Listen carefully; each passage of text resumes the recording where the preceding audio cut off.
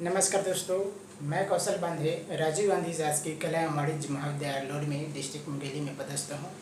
दोस्तों, आज हम गांधीवादी आंदोलन के बारे में अध्ययन करेंगे। इससे पहले मैंने इस टॉपिक से संबंधित 2 वीडियो अपलोड कर चुका हूँ। पहला वीडियो में हमने दोस्तों आपको गांधी जी का किस प्रकार भारत आए, दक्षिण अफ्रीका से भारत आए, उसके बाद उन्होंने किस प्रकार जो है 3 सत्याग्रह करके भारत की राजनीति में अपना महत्वपूर्ण स्थान बनाया, इसके बारे में हमने अध्ययन कराया था। दूसरा वीडियो में हमने दोस्तों आपको गांधीवादी आंदोलन के अंतर्गत आपको असहयोग आंदोलन के बारे में आपसे चर्चा की। आगे हम दोस्तों आज हम आरंभ करेंगे सविनय अवज्ञा आंदोलन, यानी गांधी जी के गांधीवादी आंदोलन के द्वारा गांधीवादी आंदोलन के अंतर्गत ये सविनय अवज्ञा आंदोलन एक महत्वपूर्ण भूमिका अदा करता है। इस गांधी जी के द्वारा जो चलाया गया सविनय अवज्ञा आंदोलन था, इनका भी भारत के स्वतंत्रता संग्राम में बहुत बड़ा रोल कर रहा है दोस्तों, बहुत बड़ा भूमिका रहा है। और इस प्रकार हम आज देखेंगे गांधीवादी आंदोलन के अंतर्गत सविनय अवज्ञा आंदोलन। तो चलिए दोस्तों आरंभ करते हैं। सविनय अवज्ञा आंदोलन 1930-31। सविनय अवज्ञा आंदोलन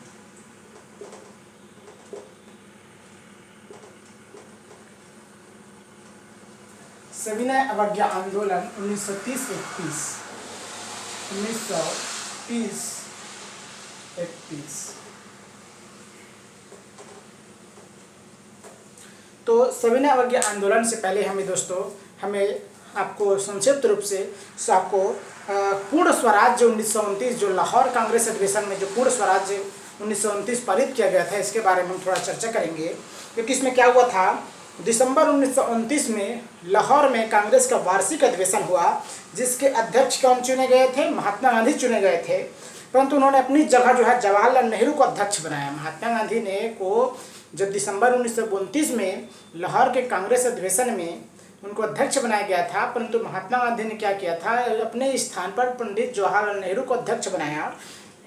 और पंडित जवाहरलाल नेहरू ने अपने अध्यक्षीय भाषण में कहा, विदेशी शासन से देश को मुक्त कराने के लिए अब हमें खुला विद्रोह करना है। यानी विदेशी शासन से मुक्ति पाने के लिए अब हमें खुला विद्रोह करना है। नेहरू ने यह स्पष्ट किया कि मुक्ति का मतलब सिर्फ विदेशी शासन को उखाड़ फेंकना नहीं है। उन्होंने कहा कि अब मुझे स्पष्टता स्वीकार कर लेना चाहिए कि मैं एक समाजवादी नेता हूँ। यानी इसमें यह हुआ दोस्तों, जो है 1929 का जो दिसंबर 1929 में जो लाहौर अधिवेशन हुआ था, इसमें पूर्ण स्वराज्य को लक्ष्य बनाया गया। और जो है 31 दिसंबर 1929 को मध्य रात्रि को लाहौर के रावी नदी के तट पर भारतीय स्वतंत्रता का झंडा जो है फहराया गया। और 26 जनवरी 1930 को, ध्यान दीजिएगा दोस्तों, यह डेट बहुत महत्वपूर्ण है, 26 जनवरी 1930 को पूर्ण स्वाधीनता दिवस घोषित किया गया। कब किया गया? 26 जनवरी 1930 को पूर्ण स्वाधीनता दिवस घोषित किया गया। कब किया गया? 26 जनवरी 1930 को भारत का पहला पूर्ण स्वाधीनता दिवस जो है मनाया गया था दोस्तों। इस प्रकार जो है भारतीय संविधान तो 26 नवंबर 1949 को, इसीलिए जो 26 जनवरी 1930 को जो भारत का स्वतंत्रता दिवस में मनाया गया था दोस्तों, इसी कारण जो है 26 जनवरी 1949 को संविधान को क्या किया गया? अंकित कर लिया गया। परंतु उसे पूर्णतः जो है 26 जनवरी 1950 को ही लागू किया गया था दोस्तों। सॉरी दोस्तों, यहाँ थोड़ा मिस्टेक हो गया। आपको 26 नवंबर 1949 को जो है संविधान को पूर्ण रूप से अंगीकृत किया गया था। संविधान को अंगीकृत किया गया था 26 नवंबर 1949 को, और संविधान को लागू किया गया 26 जनवरी 1950 को। क्योंकि 26 जनवरी 1930 को भारत का स्वतंत्रता दिवस मनाया गया था, इसीलिए 26 जनवरी 1950 को संविधान को पूर्ण रूप से जो है लागू किया गया। तो इसके बाद क्या हुआ दोस्तों, इसी समय गांधी जी ने 11 सूत्री मांगे रखी। क्या की? गांधी जी के द्वारा 11 सूत्री मांगे। इसमें यह है दोस्तों, गांधी जी के द्वारा 11 सूत्री मांगे रखी गई। इसमें है गांधी जी के द्वारा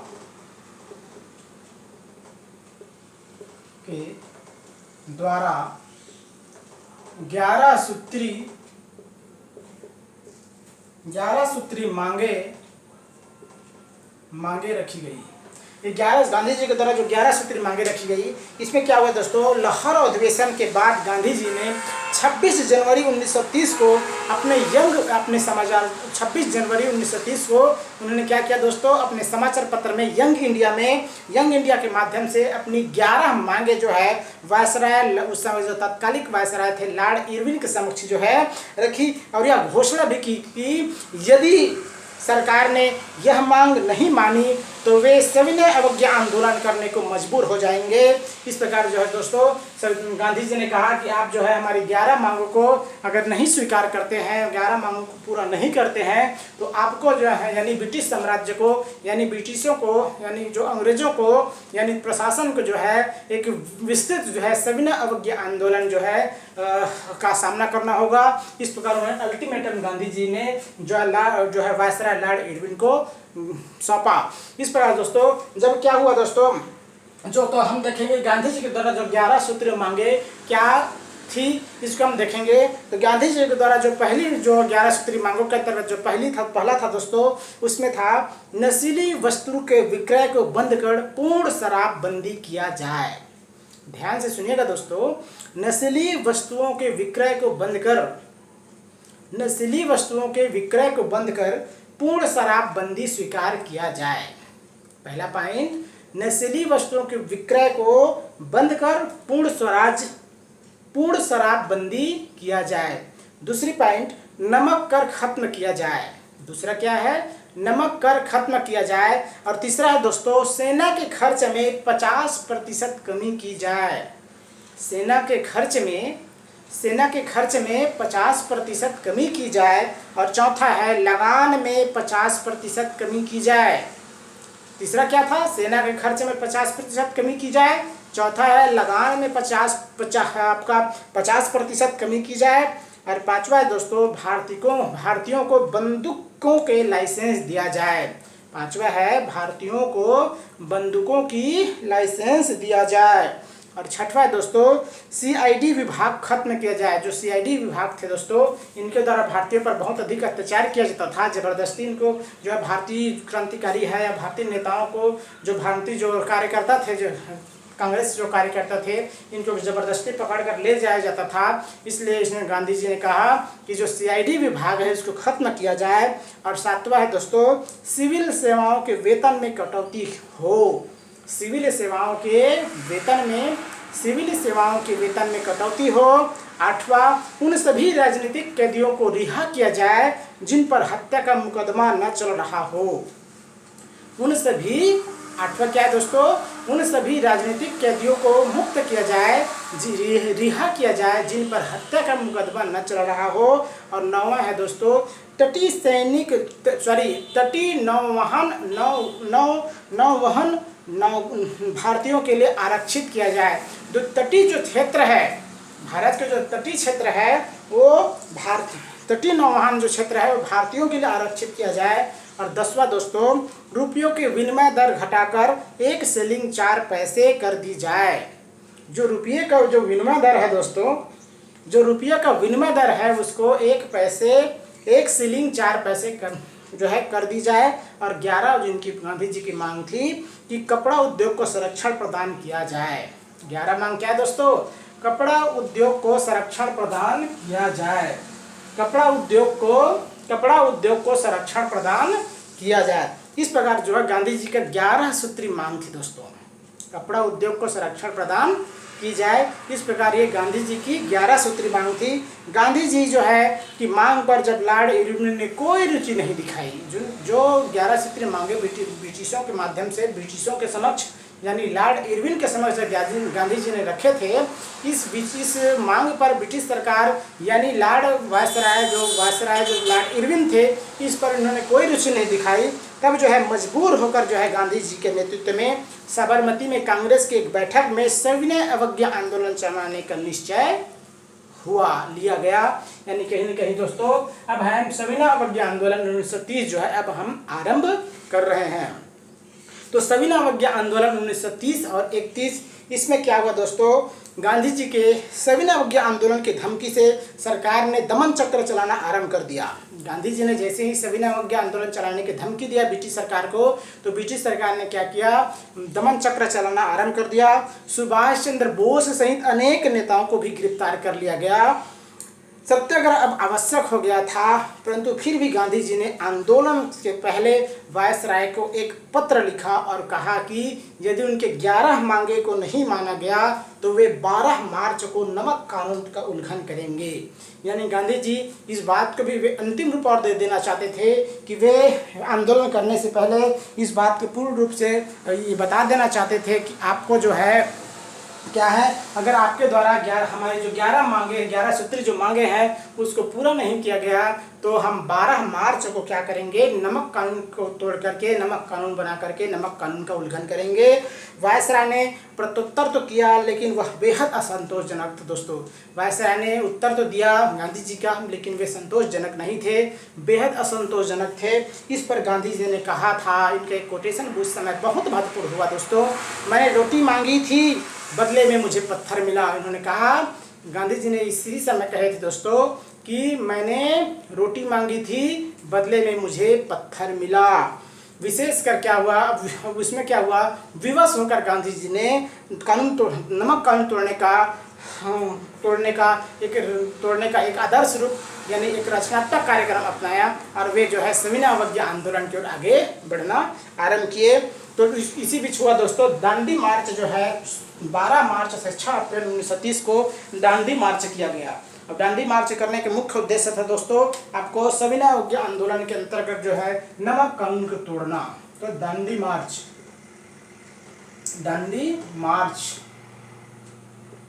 जो है 12 मार्च से 6 अप्रैल 1930 को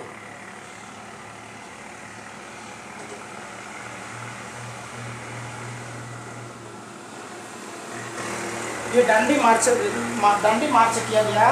तो आपका 12 मार्च से 6 अप्रैल 1930 को। और ये हुआ था दोस्तों। इसको मैं सभी चीज़ को आपको आज लिख नहीं पाऊंगा दोस्तों, मैं आपको बता देता हूँ, आप ध्यान से लिख लीजिएगा, ध्यान से सुनिएगा। बहुत महत्वपूर्ण टॉपिक है दोस्तों और इस टॉपिक से आपको कंपटीशन में क्वेश्चन पूछा ही जाता है। अगर आप इतिहास के स्टूडेंट हैं तो इस क्वेश्चन से जनरली और सामान्यतः जो है ये क्वेश्चन आता ही है, क्योंकि गांधीवादी आंदोलन से संबंधित तो क्वेश्चन आएगा ही दोस्तों। क्योंकि भारत जो आधुनिक भारत है, इतिहास के अंदर जो भारत का आधुनिक इतिहास है, इस टॉपिक में हमें सबसे ज़्यादा अगर जो टॉपिक देखने को मिलता है तो स्वतंत्रता आंदोलन से ही मिलता है। और स्वतंत्रता आंदोलन खासकर गांधीवादी आंदोलन, गांधी जी के द्वारा चलाए गए आंदोलन को हम गांधीवादी आंदोलन कहते हैं। इसी आंदोलन के अंतर्गत अधिकांश जो है आधुनिक भारत के अंतर्गत क्वेश्चन बनता है दोस्तों। तो ध्यान से सुनिएगा। ये दांडी मार्च जो है 12 मार्च से 6 अप्रैल 1930 को किया गया। ये स्थान कहाँ है दोस्तों? साबरमती आश्रम। क्या कहाँ है ये? देखिए 1915 में जब गांधी जी भारत में आए तब उन्होंने क्या किया था? साबरमती आश्रम की स्थापना किए थे, है ना। तो साबरमती आश्रम अहमदाबाद गुजरात से नवसारी जिले के दांडी नामक स्थान कहाँ है? गुजरात पर ये किया गया। ये आंदोलन जो है दांडी मार्च जो समाप्त हुआ। आरंभ कहाँ से हुआ? साबरमती आश्रम अहमदाबाद गुजरात से नवसारी जिले के दांडी नामक स्थान गुजरात तक ये आंदोलन ये मार्च किया गया। इसकी कुल दूरी था दोस्तों 385 किलोमीटर। इसका कुल दूरी कितना था? 385 किलोमीटर। कुल दूरी 385 किलोमीटर। और इसमें कुल समय लगा था दोस्तों, साबरमती से चलकर जो है इन्होंने 25 दिन में ये जो दूरी को इन्होंने कंप्लीट किया था दोस्तों। अब इससे कुल सहयोगी थे 78 सहयोगी इसमें शामिल थे, यानी गांधी जी के अलावा अन्य जो स्वयंसेवक थे उनमें 78 लोग इसमें शामिल थे। अब यह जो मार्च हुआ था दोस्तों 12 मार्च से 6 अप्रैल 1930 तक पूरा हुआ। 25 दिनों में यह आंदोलन जो है मार्च पूरा हुआ। गांधी जी ने क्या किया था? साबरमती आश्रम से 12 मार्च 1930 को अपनी यात्रा आरंभ की। गांव और वे गांव होते हुए 24 दिनों के बाद यानी 25वें दिन 6 अप्रैल 1930 को गुजरात के नवसारी जिले में दांडीना गांव के समुद्र तट पर अवैध रूप से नमक बना करके नमक कानून का उल्लंघन किया। यहाँ यह है गुजरात के नवसारी जिले में दांडी नामक स्थान पर पहुंचे। फिर उन्होंने क्या किया, 6 अप्रैल 1930 को जो है दांडी नामक स्थान पर नमक जो है समुद्र तट पर क्या किया दोस्तों, इन्होंने नमक कानून बनाया और नमक कानून का उल्लंघन किया। उनका कहना था पानी से पृथक नमक नामक कोई चीज़ नहीं है। गांधी जी का कहना था दोस्तों कि पानी से पृथक नमक नाम का कोई चीज़ नहीं है, नमक नाम की कोई चीज़ नहीं है, वह पानी का ही एक अंश है। यह कहना था गांधी जी का कि वह पानी का ही एक अंश है जिस पर सरकार कर लगाकर करोड़ों लोगों को भूख से मार देगी। यह अत्यंत अमानवीय अविवेकपूर्ण तथा मानवता के विरुद्ध है। इस तरह की बातों से गांधी जी के आश्रम सत्याग्रह का सूत्र जो है इस तरह क्या हुआ, इस तरह की बातों से गांधी जी के सत्याग्रह का सूत्र एकदम स्पष्ट हो गया था। और इसके बाद गांधी जी द्वारा नमक कानून तोड़े जाने की घटना का आम जनता पर व्यापक प्रभाव पड़ा था दोस्तों। जब गांधी जी ने नमक कानून तोड़ा, समुद्र तट पर अवैध रूप से नमक बना करके नमक कानून को तोड़ा, तो इस घटना का प्रभाव आम जनता पर व्यापक रूप से पड़ा। जो जहाँ था वहीं सरकार से असहयोग करने लगे। गांधी जी के जब इस पर घटना इनके द्वारा गांधी जी के द्वारा जो इस प्रकार के कार्य किए गए, तब क्या हुआ, आम जनता पर इसका व्यापक प्रभाव पड़ा और जो जहाँ थे वे वहीं से जो है ब्रिटिश सरकार का सहयोग करने लगे। लोगों ने कॉलेज छोड़ दिए, नौकरियों से इस्तीफा दिए। यानी कहीं न कहीं दोस्तों ये सविनय अवज्ञा जब दांडी जो 6 मार्च 1930 को जब सविनय अवज्ञा आंदोलन आरंभ किया गया, तो जो है यानी दांडी मार्च की पूरा हुआ और इससे यहाँ समुद्र दांडी नामक स्थान पर पहुँच करके समुद्र तट से जब 6 अप्रैल 1930 को अवैध रूप से नमक कानून को तोड़ा गया, उसके बाद क्या हुआ, पूरे देश में जो है सविनय अवज्ञा आंदोलन जो है दोस्तों आरंभ हो गया। पूरे देश में सविनय अवज्ञा आंदोलन जो है आरंभ हो गया।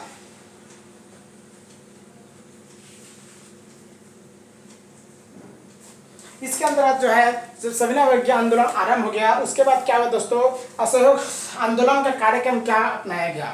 उसके बाद बहुत सारा आंदोलन का कार्यक्रम अपनाया गया। आंदोलन का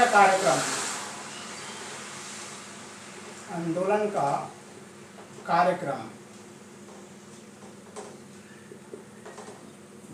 इसमें आंदोलन के कार्यक्रम ये अपनाया गया था दोस्तों कि नमक कानून तथा ब्रिटिश कानून का उल्लंघन करना ये था। क्या था, नमक कानून तथा ब्रिटिश कानून का उल्लंघन करना था। आंदोलन का कार्यक्रम के अंतर्गत नमक कानून व ब्रिटिश कानूनों का उल्लंघन करना। दूसरा है कानूनी अदालतों, सरकारी विद्यालयों, महाविद्यालयों एवं सरकारी समारोहों का बहिष्कार करना। यानी दूसरा है कानूनी अदालतों, सरकारी विद्यालयों, महाविद्यालयों, विश्वविद्यालयों एवं सरकारी समारोहों का बहिष्कार करना। अगला है दोस्तों भू राजस्व, लगान तथा अन्य करों की अदायगी पर रोक लगा दी गई। यानी कहीं कहीं ये कहा गया कि भू राजस्व अदा नहीं करना है, लगान एवं अन्य किसी भी प्रकार का कर जो है ब्रिटिश सरकार को नहीं देना है। चौथी बात दोस्तों, शराब तथा अन्य मादक पदार्थों का विक्रय करने वाली दुकानों पर शांतिपूर्वक जो है धरना देना। यानी चौथा बात यह था कि शराब या अन्य मादक पदार्थों की विक्रय करने वाली दुकानों पर शांतिपूर्वक जो है धरना देना। और पांचवी बात था दोस्तों, विदेशी वस्तुओं और कपड़ों का बहिष्कार करना। यानी विदेशी कपड़ों या वस्तुओं का बहिष्कार करना। और छठी बात, सरकारी नौकरियों से त्यागपत्र देना। छठी बात क्या था, सरकारी नौकरियों से त्यागपत्र देना। इस प्रकार दोस्तों ये जो था सविनय अवज्ञा आंदोलन के कार्यक्रम थे।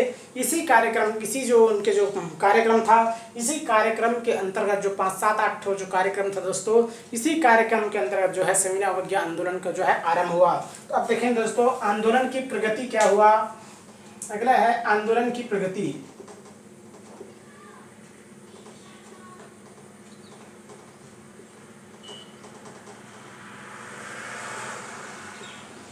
आंदोलन की प्रगति के अंतर्गत क्या हुआ दोस्तों, जब गांधी जी ने 6 अप्रैल 1930 को सविनय अवज्ञा जो है जो दांडी मार्च में दांडी नामक स्थान पर पहुंचकर समुद्र तट पर अवैध रूप से नमक कानून का उल्लंघन किया। उसके बाद आंदोलन आरंभ हो गया और सविनय अवज्ञा आंदोलन आरंभ हुआ।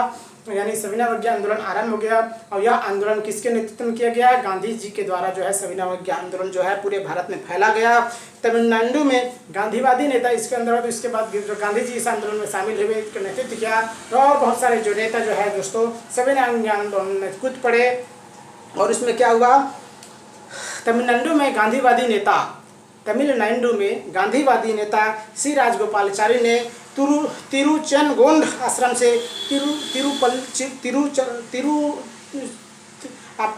तिरुचिरापल्ली के वेदारण्य तक नमक यात्रा किया। इसमें क्या किया? तमिलनाडु में गांधी, जैसे जिस प्रकार जो गांधी जी ने साबरमती आश्रम अहमदाबाद से गुजरात के नवसारी जिले के दांडी तक जो है 385 किलोमीटर की दूरी तय किया, उसी प्रकार दोस्तों जो तमिलनाडु के जो गांधीवादी नेता थे सी राजगोपालाचारी, तमिलनाडु के जो गांधीवादी नेता थे सी राजगोपालाचारी ने तिरुचेनगोंड आश्रम से तिरुचिरापल्ली के वेदारण्य तक जो है नमक यात्रा की। मालाबार में नमक सत्याग्रह की शुरुआत, मालाबार में भी नमक सत्याग्रह की शुरुआत हुआ। और यह शुरुआत हुआ बैकोम सत्याग्रह के नेता केलपड़ के ने कालीकट से पेन्नार तक नमक यात्रा की। इन्होंने भी मालाबार में नमक सत्याग्रह की शुरुआत जो हुआ, बैकोम सत्याग्रह के नेता, मालाबार में नमक सत्याग्रह की शुरुआत हुआ बैकोम सत्याग्रह के नेता के कलप्पड़ ने कालीकट से पेन्नार तक नमक यात्रा किया। कालीकट से पेन्नार तक के केलप्पड़ ने क्या किया दोस्तों? कालीकट से पेन्नार तक नमक यात्रा किया। उड़ीसा में नमक सत्याग्रह गोपाल चंद्र चौधरी ने किया। उड़ीसा में नमक सत्याग्रह के नेतृत्व किसने किया? गोपाल चंद्र चौधरी। बहुत महत्वपूर्ण क्वेश्चन दोस्तों। तमिलनाडु में नमक सत्याग्रह का नेतृत्व किया सी राजगोपालाचारी ने। मालाबार में नमक सत्याग्रह की शुरुआत किया बैकोम सत्याग्रह के नेता के केलप्पड़ ने। उसी प्रकार उड़ीसा में नमक सत्याग्रह किया दोस्तों गोपाल चंद्र बंधु चौधरी ने। इनके नेतृत्व में बालासोर, कटक और पुरी में नमक आंदोलन जो है दोस्तों चलाया गया। असम के सिलहट, बंगाल के नोआखली में भी नमक कानून तोड़ने का प्रयास किया गया। असम के सिलहट क्षेत्र में और बंगाल के नोआखली में भी नमक सत्याग्रह यानी नमक कानून तोड़ने का प्रयास किया गया। इसके अलावा दोस्तों पश्चिमोत्तर सीमा प्रांत के मुसलमानों ने खान अब्दुल गफ्फार खान, पश्चिमोत्तर सीमा प्रांत के जो मुसलमान थे खान अब्दुल गफ्फार खान, जिनको सीमांत गांधी के नाम से जाना जाता है, इनके नेतृत्व में जो है सविनय अवज्ञा आंदोलन चलाया गया। यानी पश्चिमोत्तर सीमा प्रांत के क्षेत्रों में भी दोस्तों जो पश्चिमोत्तर सीमा प्रांत में जो है गांधीवादी जो नेता थे खान अब्दुल गफ्फार खान, जिनको सीमांत गांधी के नाम से जाना जाता है, इन्होंने जो है सविनय अवज्ञा आंदोलन का नेतृत्व किया। खान अब्दुल गफ्फार खान के नेतृत्व में अब इन्होंने एक समिति का गठन किया था दोस्तों, एक संगठन का गठन किया था। खान अब्दुल गफ्फार खान ने के नेतृत्व में गठित खुदाई खिदमतगार या लाल कुर्ती के संगठन ने सविनय अवज्ञा आंदोलन में महत्वपूर्ण भूमिका निभाई थी। जो सीमांत गांधी थे दोस्तों, जिनको सीमांत गांधी कहा जाता है, और सीमांत गांधी किनको कहा जाता है? खान अब्दुल गफ्फार खान। इन्होंने एक संगठन की स्थापना की थी जो है खुदाई खिदमतगार। किस संगठन की स्थापना की थी? खुदाई खिदमतगार संगठन की स्थापना की थी। खुदाई खिदमतगार संगठन की स्थापना की थी। इसी को कहते हैं लाल कुर्ती।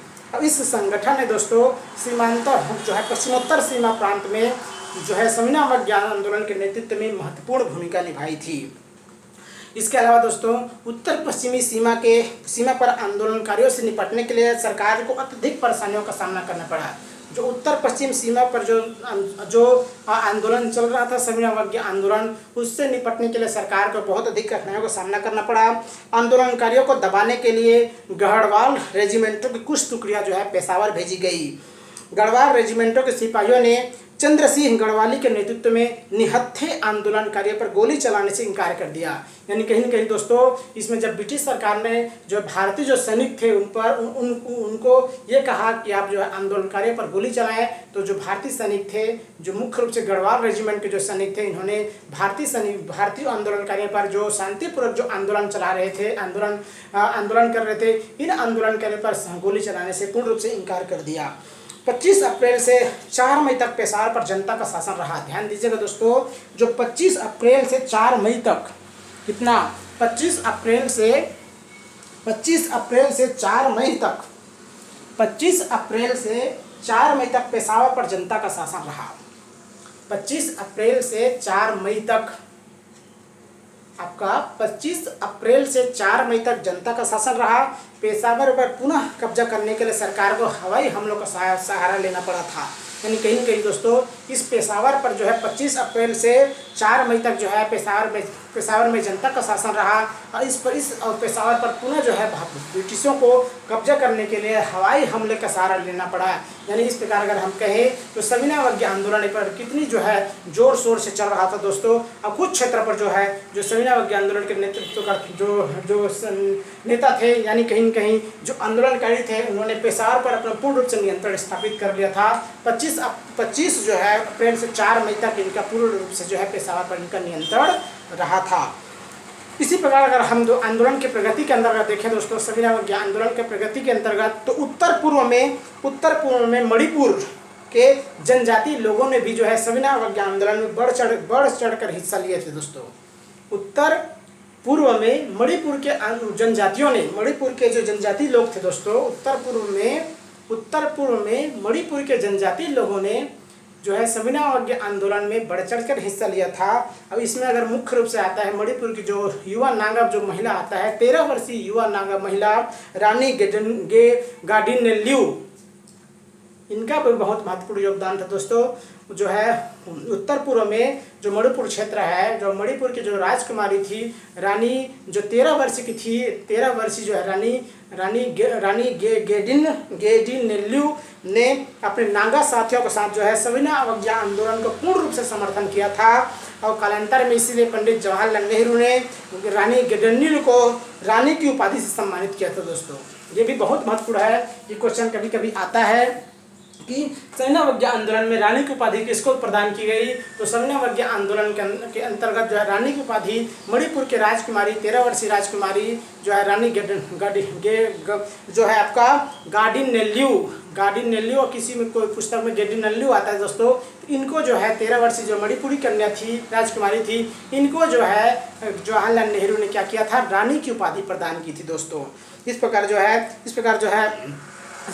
है असहयोग आंदोलन जो है प्रत्येक क्षेत्र में फैल गया और जोर शोर से जो है इनका जो है असहयोग आंदोलन जो है चलाया गया। उसके बाद क्या हुआ दोस्तों, जैसे जैसे आंदोलन की प्रगति बढ़ती गई तो सरकार ने दमन चक्र भी सरकार चलाया। तो इसके अंदर अगला है अब तो सरकारी दमन चक्र। सरकारी दमन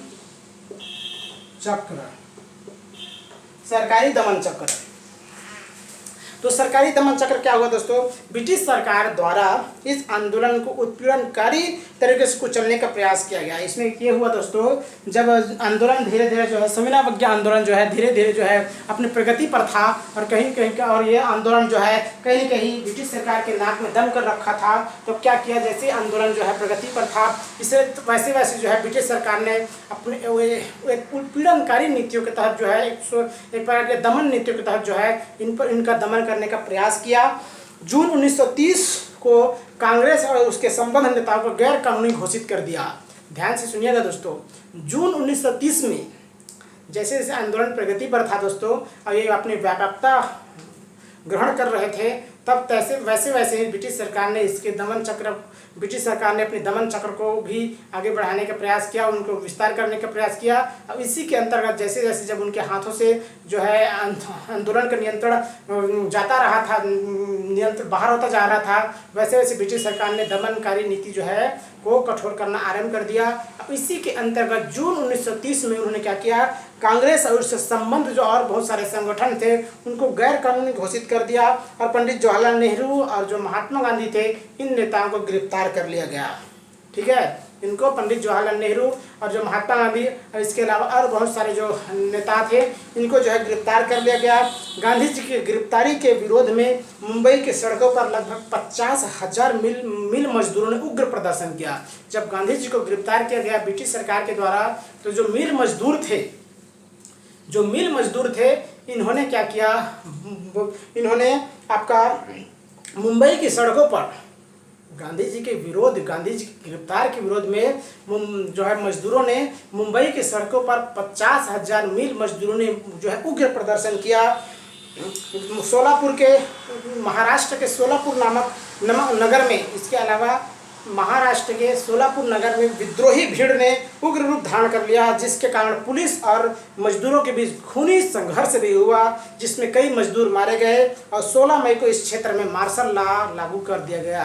यानी कहीं न कहीं दोस्तों जब सरकार ने दमन चक्र चलाना आरंभ किया, दमन चक्र को तेज करना आरंभ किया, तो उन्होंने इसमें क्या हुआ, जो सत्याग्रही, जो संविधान आंदोलन जो कार्यकर्ता थे, जो आंदोलन करता थे, और ब्रिटिश सरकार के बीच यानी कहीं कहीं पुलिसों के बीच जो है मारपीट हुई। मारपीट होने की वजह से क्या हुआ, गोलीबारी भी चलाई गई, जिसके परिणामस्वरूप अनेक मजदूर जो है भी मारे गए। कई मजदूर जो है इसमें मृत्यु को प्राप्त हुए। और इस प्रकार क्या हुआ, जब ये इन क्षेत्रों पर जो है 16 मई को क्या किया गया, मार्शल लॉ लागू कर दिया गया। सरकार के दमन चक्र का अगर सबसे भयानक अगर हम रूप देखें तो यह हुआ था धारासड़ा में हुआ था दोस्तों। धारासड़ा में जो है संविधान आंदोलन के अंदर सरकार का जो सबसे भयंकर जो है अगर दमनकारी नीति को अगर हम उल्लेख करें तो वे धारासड़ा में हुआ था दोस्तों। इसमें 21 मई को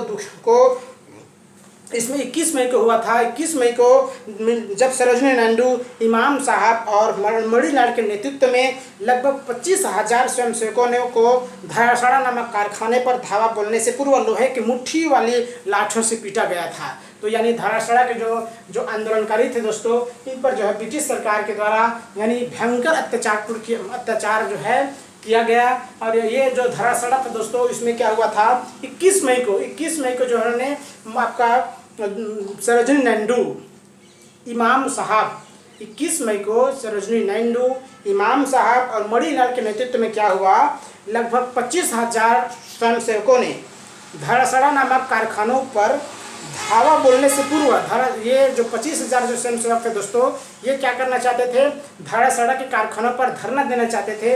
तो धरना देने से पूर्व ही इन सत्याग्रहियों पर जो है ब्रिटिश सरकार के द्वारा लोहे की मुठ वाली लाठियों से इन सत्याग्रहियों को पीटा गया। धारासड़ा के भयानक रूप का उल्लेख करते हुए एक अमेरिका के न्यूज फ्रीडम अखबार के पत्रकार मिलर ने लिखा। तो यानी ये जो भयंकर यंत्रणा थी दोस्तों, इस भयानक रूप का उल्लेख करते हुए जो अमेरिकी के एक न्यूज़पेपर एजेंसी थे, जो न्यूज फ्रीडम नामक एक अखबार के जो पत्रकार थे दोस्तों, मिलर ने इसका उल्लेख किया कि संवाददाता के रूप में मैंने पिछले 18 वर्ष में असंख्य नागरिक विद्रोह देखे हैं। इनका कहना था दोस्तों, इन्होंने लिखा था दोस्तों, और इन्होंने ये लिखा था कि संवाददाता के रूप में मैंने पिछले 18 वर्षों में असंख्य नागरिक विद्रोह देखे हैं, दंगे, गली कूचों में मारकाट एवं विद्रोह देखे हैं, लेकिन जो है धारासड़ा जैसे भयानक दृश्य मैंने अपने जीवन में कभी नहीं देखा। यानी इतनी विभत्स दृश्य था दोस्तों, इतनी यंत्रणापूर्वक जो है यहाँ धारासड़ा के जो स्वयंसेवक थे, जो नेताओं थे, इनको लाठी के मुठ वाले लाठियों जो है लोहे की मुठ वाले लाठियों से पीटा गया था। इस प्रकार ये धारासड़ा के जो यंत्रणा जो भयानक दृश्य था, इसको जो अमेरिकी पत्रकार थे, इन्होंने एक भयंकर दृश्य के रूप में दिखाने का प्रयास किया है। और वास्तव में ये जो है एक प्रकार के जो है सरकारी दमन चक्र का एक प्रकार क्या कह सकते हैं, सबसे भयानक दृश्य था, सबसे भयानक ये कार्य था। यानी ब्रिटिश सरकार के द्वारा ये एक प्रकार घृणित कार्य किया गया। संविधान आंदोलन के दौरान रूढ़िवादी एवं कुलीन परिवार के हजारों स्त्रियों ने अपने घर की चार दीवारी को लांघ कर जो है सड़क पर आ गई। यानी कहीं कहीं दोस्तों संविधान आंदोलन से सभी व्यक्ति इसमें शामिल हुए थे, और रूढ़िवादी एवं कुलीन वर्ग की महिलाओं ने भी अपने घर को छोड़कर जो है आंदोलन के लिए सड़क पर आ गए, तथा शराब विदेशी कपड़ों की दुकानों पर जो धरना दिया गया, और साथ ही इनको गिरफ्तार भी किया गया। इस प्रकार दोस्तों सविनय अवज्ञा आंदोलन के समय इसके अलावा सविनय अवज्ञा आंदोलन के समय कर न अदायगी का आंदोलन मुख्य रूप से बिहार में चलाया गया।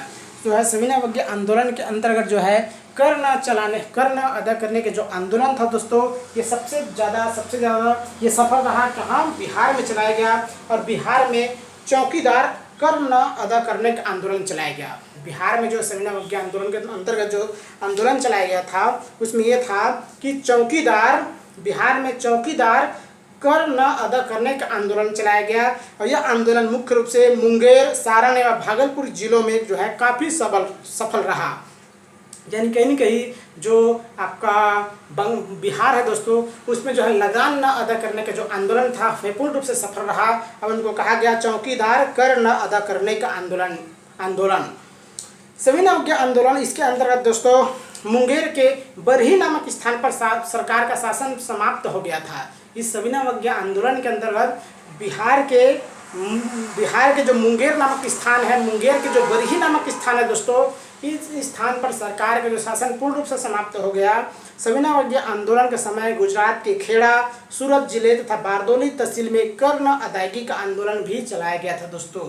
जिस प्रकार बिहार में कर न अदायगी का आंदोलन चलाया गया, उसी प्रकार गुजरात के खेड़ा, सूरत जिले तथा बारदोली जिले तहसील में भी जो है बारदोली तहसील में भी कर न अदायगी का आंदोलन जो है चलाया गया। और यह आंदोलन भी पूर्ण रूप से सफल रहा। इसी समय मध्य प्रांत, महाराष्ट्र और कर्नाटक में कड़े वन नियमों के विरुद्ध जो है वन सत्याग्रह चलाया गया दोस्तों। इसी समय क्या हुआ था, सविनय अवज्ञा आंदोलन के अंतर्गत जो है इसी समय जो है मध्य प्रांत में, आपका महाराष्ट्र में, कर्नाटक में जो कड़े वन नियम बनाए गए थे, तो इसके विरोध में जो है वन सत्याग्रह चलाया गया। इसी प्रकार दोस्तों असम में क्या किया था, छात्रों ने कनिंघम सर्कुलर के विरोध में आंदोलन किया। इस सर्कुलर के तहत छात्रों को अपने अभिभावकों से सद्व्यवहार के प्रमाण पत्र प्राप्त करना होता था। यानी एक प्रकार के कितना ये जो सर्कुलर था दोस्तों, कनिंघम सर्कुलर एक प्रकार के पूरी तरह उचित नहीं था, इसलिए जो है इसके विरोध में भी छात्रों के द्वारा आंदोलन चलाया गया। सविनय अवज्ञा इसके साथ ही दोस्तों अगर हम आंदोलन की प्रगति देखें, आंदोलन का जो कार्यक्रम था, तो आंदोलन की प्रगति के अंदर दोस्तों सविनय अवज्ञा आंदोलन के समय ही बच्चों की वानर सेना एवं लड़कियों की माजनी सेना का गठन किया गया। और इसी सविनय अवज्ञा आंदोलन के समय दोस्तों बच्चों के द्वारा जो है बच्चों के द्वारा वानर सेना का गठन किया गया। और महिलाओं के द्वारा दोस्तों जो मुख्य रूप से लड़कियों के द्वारा जो मेजर जो है माजरी सेना का जो है गठन किया गया था। और इस सेना ने भी जो है सविनय अवज्ञा आंदोलन में सत्याग्रहियों का जो नेताओं का जो आंदोलनकारी नेता थे, इनका जो नेतृत्व करने वाले नेता थे, इनका इस सेना ने महत्वपूर्ण जो है सहयोग प्रदान भी किया था। जिस समय यह आंदोलन अपने चरमोत्कर्ष पर था, उसी समय क्या किया था, वायसराय ने गिरफ्तार कांग्रेस नेताओं को रिहा करने के पहल पर महात्मा गांधी को बातचीत करने के लिए आमंत्रित किया। अब इसी बीच क्या हुआ था दोस्तों, जब सरकारी दमन चक्र चलाने के प्रयास के बाद भी जब ब्रिटिश सरकार ने सविनय अवज्ञा आंदोलन को जो है पूर्ण रूप से दबा नहीं पाए, तब जो है उनको झुकना पड़ा। और उन्होंने क्या किया, एक षड्यंत्र के तहत जो है कांग्रेस नेताओं को जो है रिहा करने का जो है प्लान बनाया। और गांधी जी को जो है निमंत्रण किया कि बातचीत करने के लिए गांधी जी को आमंत्रित किया। इसी को बातचीत करने के लिए क्या किया था, गांधी जी को आमंत्रित किया। एक प्रकार का षड्यंत्र था, क्योंकि जब ब्रिटिश सरकार ने यानी कहीं लॉर्ड इरविन ने जो है वायसराय लॉर्ड इरविन ने सविनय अवज्ञा आंदोलन को दबा नहीं पाया, तो वे गांधी जी से बातचीत करने के लिए कांग्रेस के नेताओं को रिहा करने का प्लान बनाया। अब इसी के तहत जो है गांधी जी को रिहा कर दिया गया। गांधी इरविन के बीच समझौता का माहौल बनाने में तेज बहादुर सप्रू तथा M.R. जयकर ने महत्वपूर्ण भूमिका निभाया। यानी और ये दोस्तों जो गांधी जी और जो है वायसराय लॉर्ड इरविन के बीच जो समझौता कराने में दो व्यक्तियों ने महत्वपूर्ण भूमिका निभाया था। और बहुत सारे व्यक्ति थे, लेकिन दो व्यक्तियों का महत्वपूर्ण रूप से जिक्र आता है दोस्तों। एक तो एक तो आपका तेज बहादुर सप्रू और दूसरा है दोस्तों M.R. जयकर। तेज बहादुर सप्रू और M.R. जयकर, इन दोनों व्यक्तियों ने गांधी इरविन के बीच समझौता कराने में महत्वपूर्ण भूमिका अदा किए थे। इस प्रकार दोस्तों 1930 में जो है जो सविनय अवज्ञा आंदोलन के समय उत्तर पश्चिमी सीमा प्रांत के कबायलियों ने गांधी जी को मलंग बाबा को उपाधि दिया। इसी बीच क्या हुआ तो दोस्तों 1930 में जो है गांधी जी के द्वारा जो सविनय अवज्ञा आंदोलन चलाया गया था, इसी के समय उत्तर पश्चिमी सीमा प्रांत के जो कबायली लोग थे, उत्तर पश्चिमी सीमा प्रांत के जो कबायली लोगों थे, इन्होंने जो है गांधी जी को किसकी उपाधि दी, मलंग बाबा की उपाधि दिया था। यानी मलंग बाबा की उपाधि जो है इनके द्वारा उत्तर पश्चिमी सीमा प्रांत के कबायली लोगों के द्वारा जो है मलंग बाबा की उपाधि जो है गांधी जी को दिया गया। इसी बीच क्या हुआ दोस्तों, जो है प्रथम अब इसके बाद क्या हुआ, इसी समय सविनय अवज्ञा आंदोलन के अंतिम समय में प्रथम गोलमेज सम्मेलन हुआ। प्रथम गोलमेज सम्मेलन में कांग्रेस में शामिल नहीं हुए। जब इसी बीच अब क्या हुआ दोस्तों, 5 मार्च 1931 को गांधी इरविन समझौता हुआ। अगला बात क्या हुआ दोस्तों, गांधी इरविन समझौता। गांधी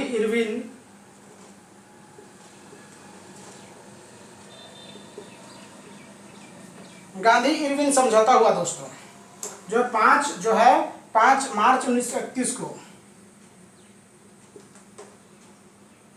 गांधी इरविन समझौता हुआ 5 मार्च 1931 में। और गांधी इरविन समझौता के बाद दोस्तों जो है सविनय अवज्ञा आंदोलन जो है वापस ले लिया गया। यानी कहीं न कहीं जो है गांधी इरविन समझौता जो 5 मार्च 1931 में हुआ, इस समझौते के तहत जो है ब्रिटिश सरकार, गांधी जी ने कुछ मांगे रखी जिसको ब्रिटिश सरकार ने स्वीकार कर लिया और जो है यह आंदोलन जो है पूर्ण रूप से जो स्थगित कर दी गई। लेकिन जैसे जैसे जो है उसके बाद जो है द्वितीय गोलमेज सम्मेलन में गांधी जी जो है भाग लेने के लिए लंदन पहुँचे। लेकिन जैसे जब उनको अपनी मांगों को पूरा, जब ब्रिटिश सरकार के द्वारा उनकी मांगों को पूरा नहीं किया गया, जो उनको जिस उद्देश्य को लेकर गांधी जी सविनय अवज्ञा आपका द्वितीय गोलमेज सम्मेलन में भाग लिए थे वो पूरा नहीं हो पाया। उसके बाद फिर से जो है गांधी जी के द्वारा पुनः जो है सविनय अवज्ञा आंदोलन आरंभ कर दिया गया 1932 से 1934 के बीच दोस्तों। उसके इस प्रकार जो है गांधी जी के द्वारा जो 2 बार जो है सविनय अवज्ञा आंदोलन आरंभ किया गया था।